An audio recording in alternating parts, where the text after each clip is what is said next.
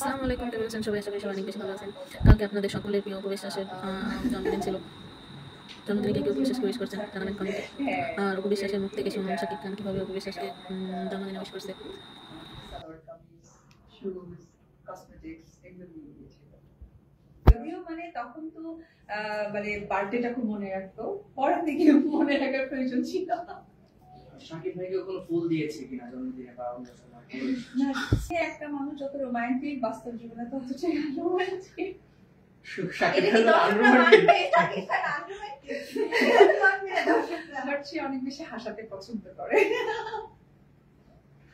অপু বিশ্বাস বলল যে শাকিব খান আনরোমান্টিক, এটা যখন পাবলিশ হবে শাকিব খান কি সত্যি আনরোমান্টিক নাকি রোমান্টিক? আর এই আনরোমান্টিক মানুষটাকে কেন বেছে নিয়েছেন জীবন সঙ্গী হিসেবে নিয়েছেন? কারণ সেই সময়টা আমি রোমান্টিক আনরোমান্টিকের ব্যাখ্যাটাই বুঝতাম না, সেই জন্য। এখন পর্যন্ত তার কাছ থেকে কোনো মেসেজ বা একটা উইশেস পেয়েছেন কিনা, যদিও পার্সোনাল? না, যেহেতু পার্সোনাল, আসলে আমি স্ক্রিনে বলেছিলাম পার্সোনাল বিষয়গুলো আর ওইভাবে আনবো না, এই জন্য এটা এখানে থাকুক। তবে পরিবারের প্রত্যেকটা মানুষই আমাকে উইশ করেছে একদম শুরু থেকেই।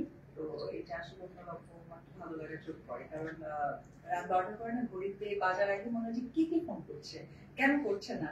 তো ওইরকম ফোনগুলো এসেছে, SMS গুলো এসেছে।